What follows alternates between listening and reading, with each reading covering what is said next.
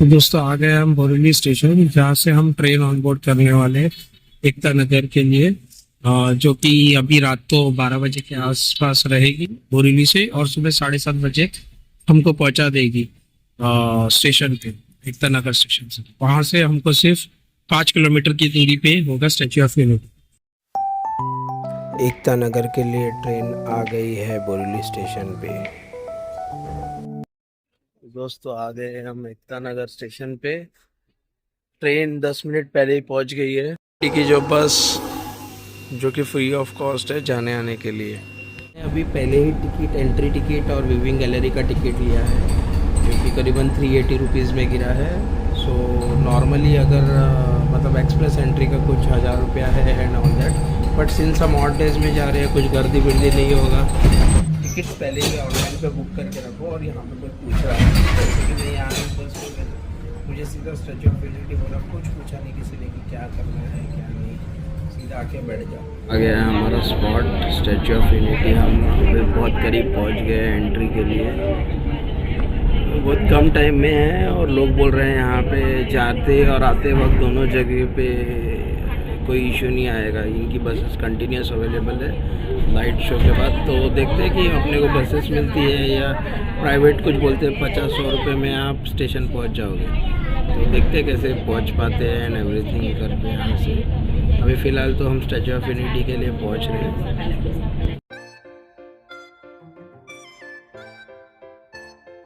ये statue of unity का entry अब पहुँच रहे हैं। ये आप देखोगे तो अलग ही लेवल का मज़ा आ रहा है। अभी इसके पीछे है SOU कैंपस, जहाँ के मैंने शाम का व्यूइंग पॉइंट लिया है। सो ये बात है। अभी हम जा रहे हैं व्यू देखने के लिए, और यहाँ पे एकदम शांत माहौल है। ऐसा लग रहा नहीं था कि बहुत ज़्यादा गर्दी है, कुछ ऐसा मतलब फील ही नहीं आया, एकदम शांत। अब जाओ घूमो आ जाओ, कोई इशू नहीं है। और बैग्स भी आपको देनी पड़ती है एंट्री गेट पे, कि बैग्स दे के आप आपका चलते जाओ। मुझे तो दूर दूर तक कोई दिख रहा नहीं है बहुत ज़्यादा। आई थिंक सो मैं ऑड टाइम में आया हूँ, या फिर यहाँ पे गर्दी कम रहती है। सैटरडे संडे मैंने सुना है कि बहुत गर्दी रहती है, बट फिलहाल में तो मैं फ्राइडे को आया हूँ। तो आप देख सकते हो म्यूजिक कुछ चालू है।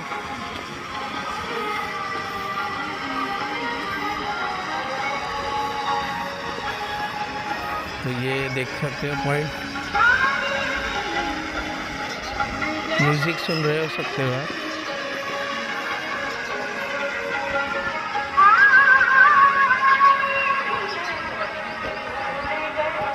स्टैच्यू ऑफ यूनिटी में एंट्री कर रहे हैं, जहाँ के आप देख सकते हो कि ये पूरा स्टैच्यू ऑफ यूनिटी का है। अगर गैलरी के लिए जा रहे हैं, यहाँ पे एलिवेटर, तो ये एलिवेटर्स है, तो ये व्यूइंग गैलरी का एलिवेटर। तो दोस्तों हम एलिवेटर की तरफ जा रहे हैं। ये एक्चुअली व्यूइंग पॉइंट का गैलरी है। सो ये फटाफट हमको ऊपर लेके चला जाएगा। सो ये एक अलग ही डेस्टिनेशन है। एलिवेटर पे अकेले ही है। कौन सा डायरेक्ट व्यू पॉइंट ही आ गया, व्यूइंग गैलरी ही है ये, वो डायरेक्ट लेके जा रहे हैं। वो लेट्स विजिट कि ये व्यू पॉइंट है। इन्होंने क्या दिया पे इंफॉर्मेशन दिया हुआ है। Sardar Patel 182 metres, Buddha around 153 metres, then दीपाक्षो इट्स 120 के around, liberty 93 metres, motherland calls कुछ 85 मीटर्स। सो ये सारा, so this is the biggest statue they are told us. तो ये व्यूइंग पॉइंट गैलरी में मैंने पता किया कि I am the first person 8 से 10 के स्लॉट का। सो ये एक्चुअली सर्कल है घूमने वाला जहाँ पे, और वो दूसरा एक व्यू पॉइंट्स है जो मैं आपको आगे बताने वाला हूँ कि ये व्यू पॉइंट्स है जहाँ पे आप ये कर सकते हो। ये व्यूइंग गैलरी का अदर साइड है, तो यहाँ पे आप क्लियर देख सकते हो अभी, क्योंकि यहाँ पे सनलाइट नहीं आ रही है। या रिफ्लेक्शन से। सो ये विविंग गैलरी का अदर साइड है जहाँ पे आप क्लियर रोड देख सकते हो। एक ये देख सकते हो, ये एक्चुअली स्टेशन साइड का एरिया है, पूरा स्टेशन साइड जाने वाला एरिया। सो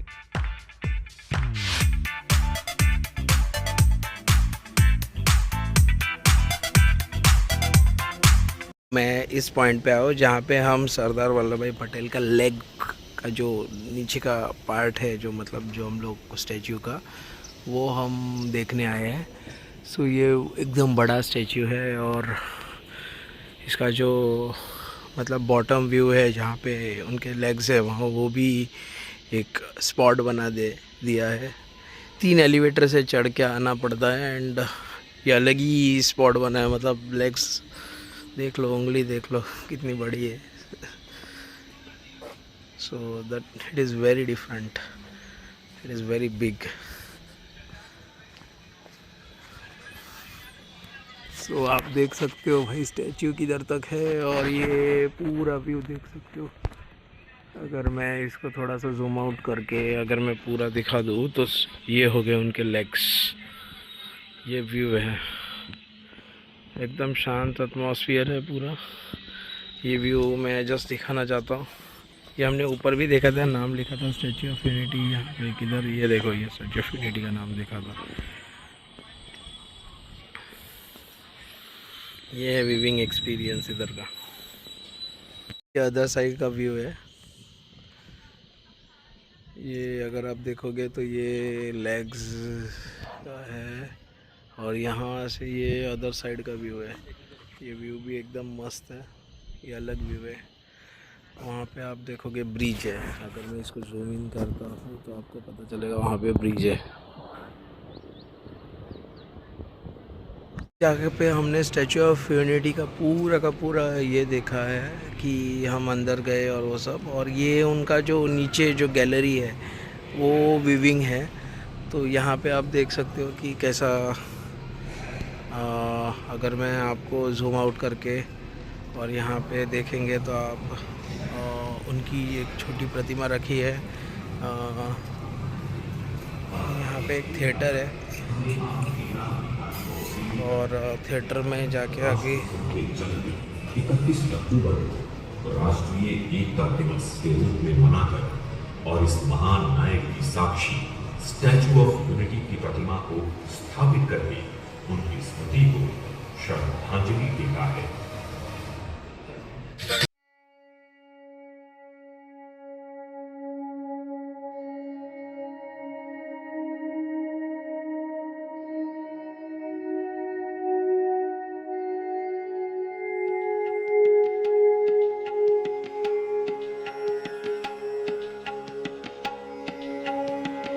के बाद 4 नंबर बस स्टॉप पे आने का, ताकि वो लोग अपने को मेज़ गार्डन और जंगल सफारी, बाद में ये फ्लावर ऑफ गार्डन, वो सब घूमने लेके जा सकें। तो हम जा रहे हैं अभी उधर। अभी मैं जा रहा हूँ वैली ऑफ फ्लावर्स जिसको कहते हैं भारत वन। तो लेट्स चेक ये व्यू कैसा होता है। और स्टार्ट, ये एंट्री पॉइंट है। सो बेसिकली मुझे लगता है कि ये सारा सिर्फ फ़ोटोग्राफ्स और ये सब खींचने के लिए ही रहेगा। यहाँ पे आप रेस्ट रूम्स टाइप बनाई है, ग्लो गार्डन के लिए एक अलग से वैलीज बनाई है। स्टैचू ऑफ यूनिटी आप देख सकते हो एग्जैक्टली इससे दूर है, 10x दूर अगर मैं जाऊँ तो ये 5x दूर, और ये यहाँ पे गार्डन है। और ये इसको लिखा है यूनिटी गार्डन। सो हर जगह पे यूनिटी का ही मैसेज दिया है। सो सरदार वल्लभ भाई पटेल जी ने जो देश को एक साथ किया है, उसका ही मैसेज हर जगह पे दिया हुआ है।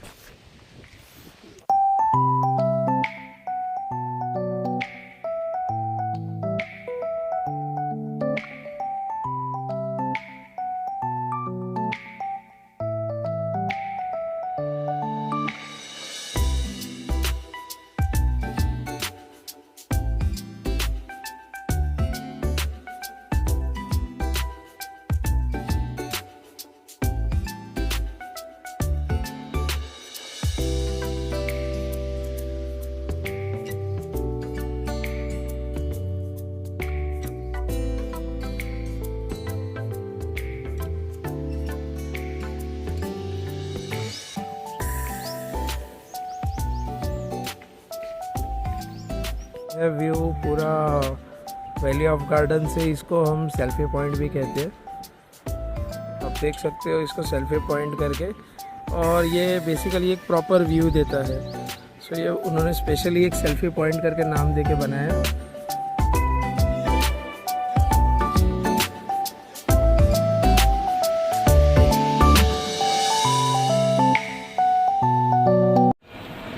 ये डैम व्यू पॉइंट के लिए जा रहे हैं हम लोग। बेसिकली ये इलेक्ट्रिक है पूरी, तो साउंड भी कुछ भी नहीं है। तो हम लोग डैम के व्यू पॉइंट पे जा रहे हैं चल के, कड़ी धूप में। What a view man, what a view.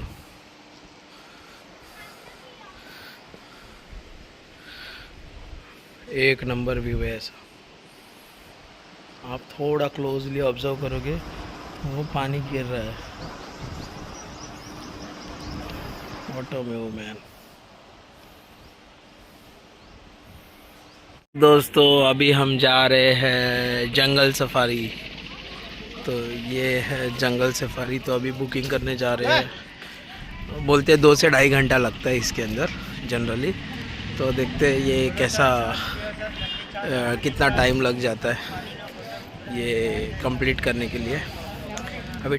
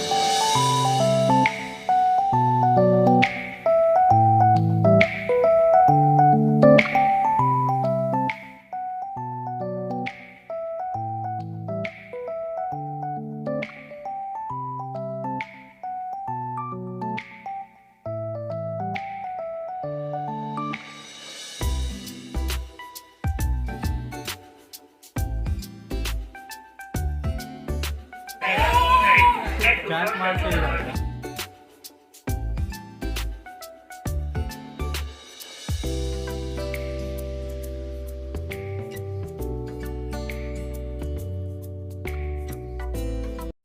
It's time for night show. Sing, sing,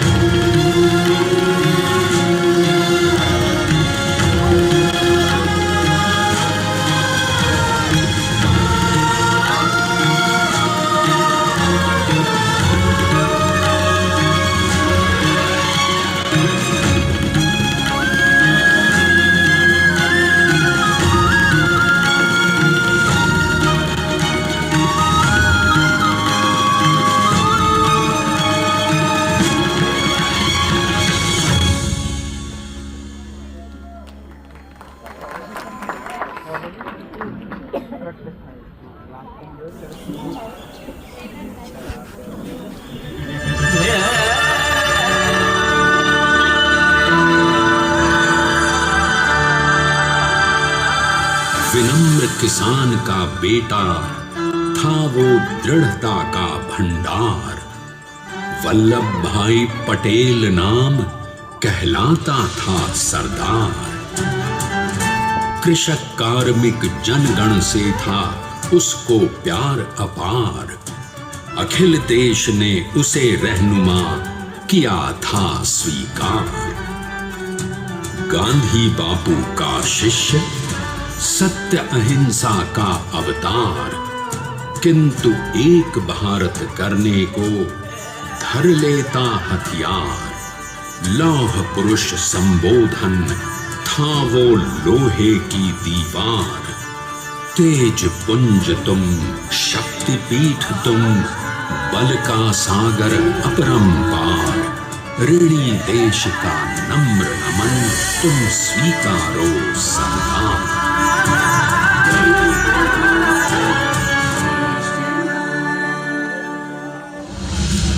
1857 में अंग्रेजों को ललकारने वाले पहले स्वतंत्रता संग्राम के एक सक्रिय सिपाही थे झवेर भाई पटेल। करमसद गांव के इस बहादुर देशभक्त किसान और उनकी पत्नी लाडबाई के 5 बेटों और 1 बेटी में से चौथे पुत्र थे वल्लभ भाई। बालक वल्लभ ने करमसद के बाद नडियाद से अपनी हाई स्कूल की शिक्षा पूरी की। फिर 13 साल की उम्र में उनकी शादी भी हो गई, छोटी सी झवेरबाई से। 2 बच्चों, बेटी मणिबेन और बेटे डाया भाई को जन्म देने के बाद झवेरबाई असमय ही चल बसी। सदी बदलने और 20वीं सदी आने पर उनका जीवन भी एक चमत्कार की तरह बदला। प्लीडर का इम्तिहान पास करके वो वकालत करने लगे। पहले गोधरा, फिर आणंद और उसके बाद अहमदाबाद में। मगर जल्द ही वकालत छोड़कर वो बैरिस्टर बनने की इच्छा से इंग्लैंड चले गए। लंदन में बैरिस्ट्री में अव्वल आने और वजीफा जीतने वाले वो अनोखे भारतीय थे।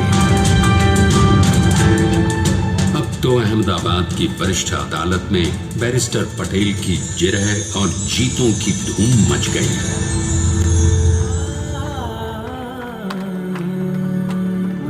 तभी एक युग पुरुष ने वल्लभ भाई के जीवन की धारा ही बदल दी। दक्षिण अफ्रीका में सत्याग्रह के अहिंसक अस्त्र से गोरे शासकों को सबक सिखाकर भारत वापस आए बैरिस्टर मोहनदास करमचंद गांधी से मिलकर वल्लभ भाई ने अपने कुछ बरसों से सीखे विदेशी व्यवहार और संस्कार हमेशा के लिए त्याग दिए और अब वो अपने खेड़ा के किसानों को हक दिलाने के लिए बापू के साथ आंदोलन में कूद पड़े। अब उनके पैरों में जूते नहीं, गांवों की धूल थी। हृदय में भारत भूमि की शस्य श्यामला धरती। मन में थे गांधी और मस्तिष्क में एक नए स्वतंत्र भारत का सपना।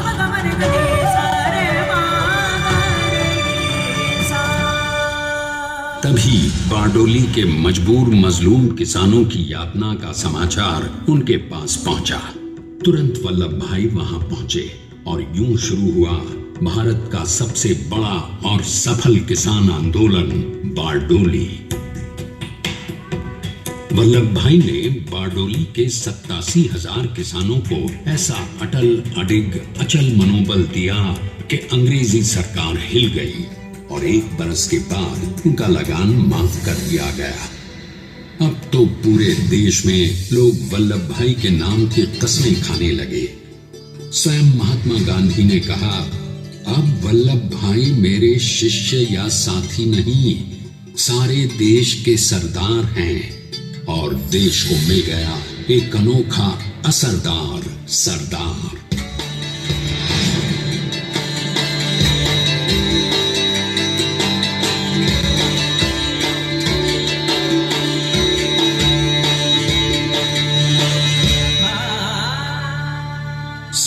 पटेल के नाम और देशभक्ति से अंग्रेज डर कर कांपने लगे। 1930 के नमक सत्याग्रह और दांडी कूच में वो बापू से भी पहले गिरफ्तार किए गए। तो सन 1932 में फिर उन्हें बापू के साथ ही जेल में 2 सालों के लिए डाल दिया गया। मगर आजादी के दीवानों को, स्वतंत्रता के परवानों को कौन गिरफ्तार कर पाया है? जेल से छूटते ही सरदार को कांग्रेस के नए राष्ट्र अध्यक्ष पद पर चुना गया और उनकी सरपरस्ती में राष्ट्रवादी भारतीयों ने तमाम ब्रिटिश सूबों में जीत हासिल कर वहां अपनी स्थानिक सरकारें बनाई। किंतु सरदार का सपना केवल सरकार बनाना नहीं था।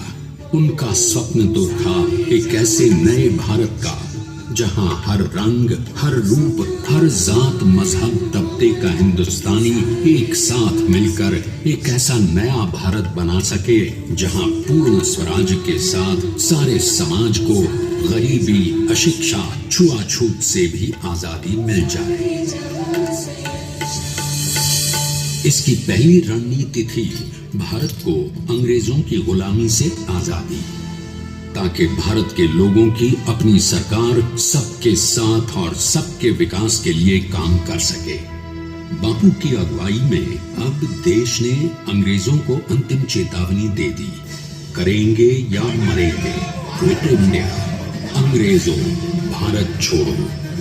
बस फिर क्या था, संघर्ष की रणभेरी बची। 3 सालों के लिए सरदार पटेल को भी सत्याग्रही नेताओं के साथ जेल में ठूंस दिया गया। 2 सालों के बाद अंग्रेजों को बापू के सभी शिष्यों और साथियों को छोड़ना पड़ा।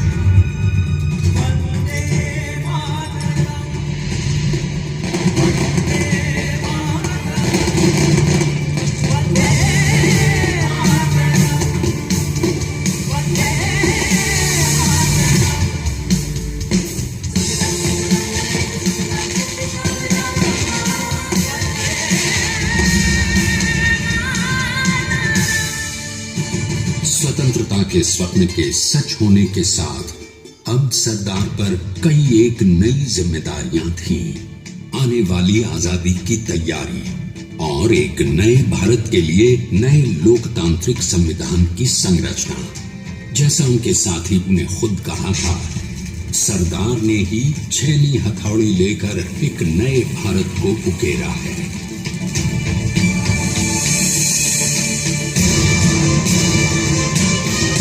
स्वाधीनता तो प्राप्त हुई, लेकिन खंडित भारत में भी उठते विभाजनवादी अंधकार को अभी दूर करना था।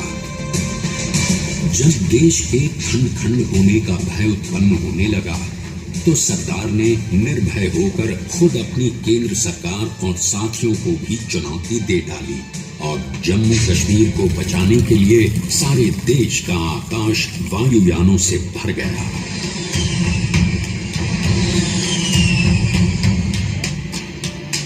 और फिर हैदराबाद और जूनागढ़ के भारत में विलयीकरण को पाकिस्तान से चुनौती मिली। सरदार चाहते थे कि देश की 1 इंच धरती अब और विभाजित नहीं होनी चाहिए। नए भारत को एक करने के लिए समझा बुझाकर, मना कर 565 रियासतों को सरदार ने अपनी सूझबूझ, सदाशयता, संबल से एक नए स्वतंत्र भारत का अभिन्न अंग बना लिया। हमारे इतिहास में अखंड भारत के पुरुषार्थ का ये एक महानतम अध्याय है। जैसा उन्होंने स्वयं कहा था, हमें नए धागों को पुराने ताने बाने में ऐसे पिरोना है कि एक दूसरे में गुंथ जाएं और बेहतरीन बनावट वाला एक नया भारत उभर कर सामने आ सके। अंततः अपने वज्र दृढ़ संकल्प से एक नया विराट विशाल एक भारत श्रेष्ठ भारत बनाकर दिखा ही दिया सरदार ने। संसार के सबसे बड़े प्रजातंत्र के शिल्पी को प्रणाम करने के लिए देश ने बनाया है ये समर्थ स्मारक, स्वाधीन भारत को समर्थ भारत में बदलने वाले सरदार पटेल को समर्पित प्रेरणा तीर्थ भी है। प्रधानमंत्री श्री नरेंद्र मोदी के नेतृत्व में बनी विश्व की इस विशालतम प्रतिमा के सामने आकर सारी दुनिया जैसे स्वयं भी नतमस्तक हो जाती है।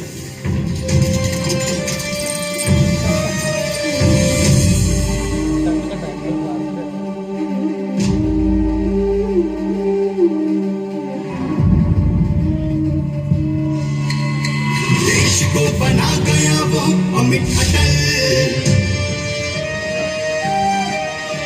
हरा सका उसे न कोई शत्रु दल। चट्टान के समान सा पुरुष प्रबल, पटेल तो स्वदेश का सम्मान है, पटेल तो स्वदेश का सम्मान है, पटेल तो स्वदेश का सम्मान है, पटेल तो स्वदेश का सम्मान है।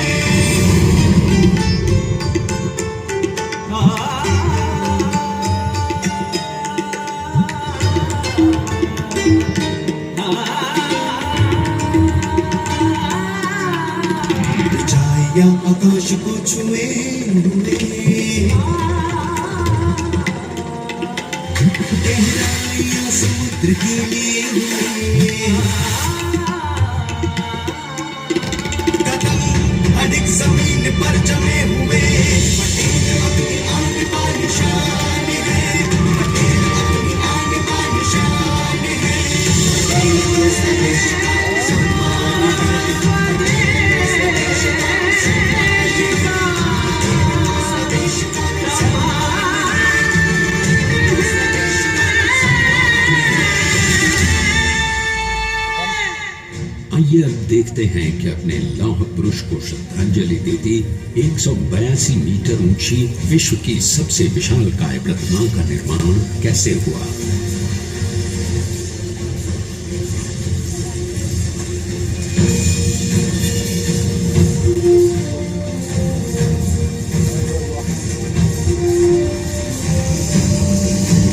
गगन चुंबती इस अद्वितीय अभूतपूर्व प्रतिमा को बनाने के लिए सबसे पहले नदी पर 4500 क्यूबिक मीटर का राफ्ट बना और फिर सीधा 600 फीट का कंक्रीट का कोर बनाया गया।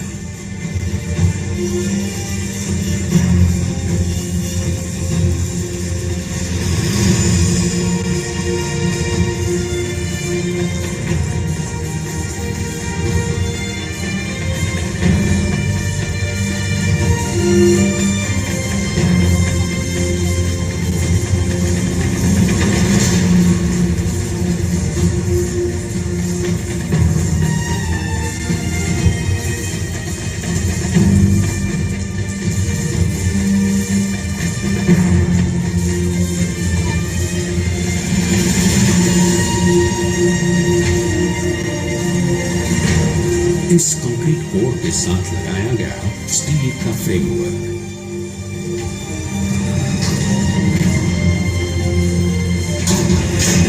और इस फ्रेमिंग पर 6500 ब्रॉन्ज के पीसेस लगाए गए।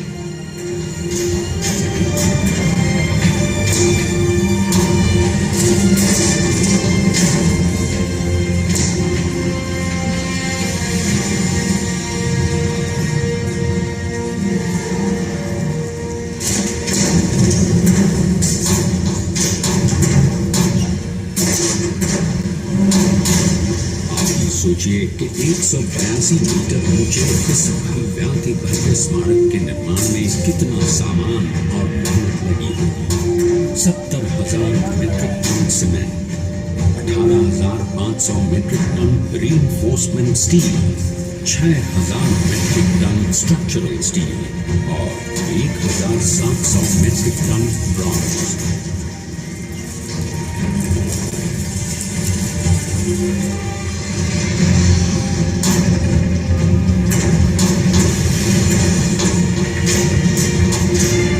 स्टैच्यू ऑफ यूनिटी आज एक वर्ल्ड आइकॉन है और इसे मुमकिन बनाने में एक सेकंड भी ब्रेक लिए बिना देश भर की टीम्स ने 24/7 काम किया।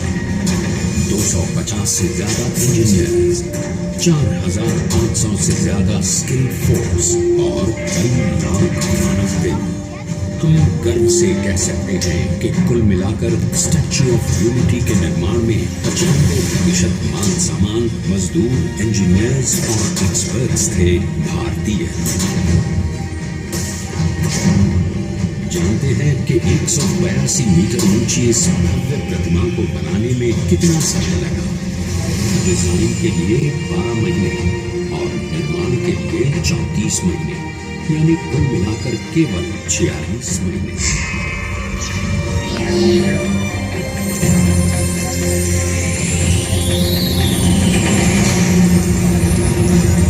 और इसी तरह बनी देश के शिल्पकार की एक अनोखी, अद्वितीय, विशाल प्रतिमा, जो सिर्फ आज ही नहीं बल्कि आने वाले न जाने कितने सालों तक यूं ही चमचमाती रहेगी।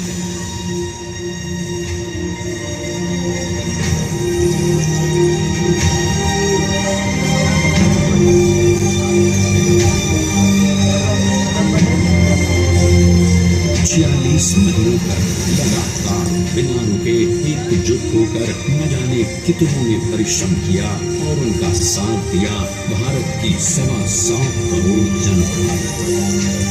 और तभी मुमकिन हो पाया एक ऐतिहासिक निर्माण जो आज कहलाता है भारत की नई पहचान। स्टैच्यू ऑफ यूनिटी, विश्व की सबसे ऊंची प्रतिमा।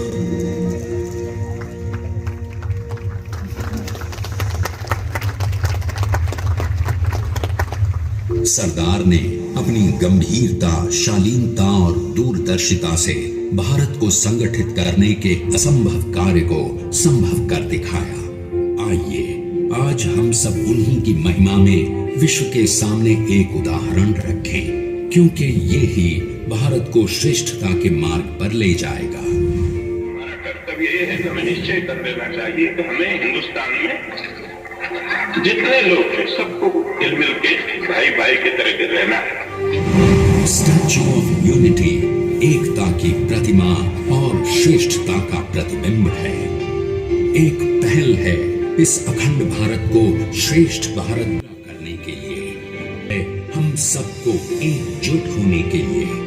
एक आंदोलन है भारत को सबसे आगे ले जाने के लिए, श्रेष्ठ बनाने के लिए। आपके योगदान और विश्वास से ही बनेगा एक भारत श्रेष्ठ भारत।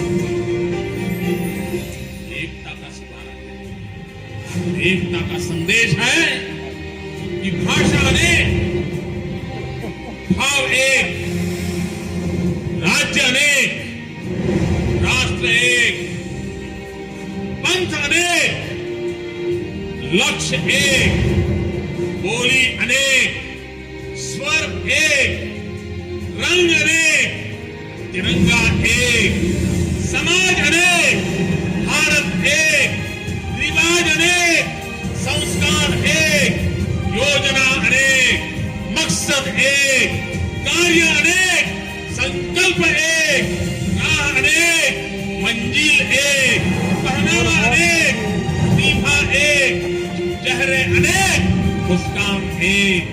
ये एकता का संदेश लेकर के हम चले। और भाइयों बहनों, ये भारत की विशेषता है, विविधता में एकता। यही भारत की विशेषता है।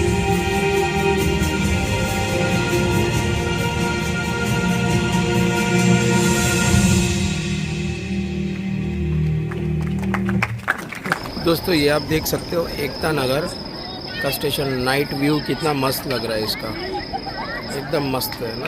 तो अभी गुजरात की जर्नी मेरी अभी एंड होने वाली है। मेरी ट्रेन आ चुकी है, ट्रेन को ऑन बोर्ड करने वाला हूँ अभी। बहुत जल्दी आ गई है, 20-25 मिनट पहले ही आ गई है। सो बाय बाय, साइन ऑफ।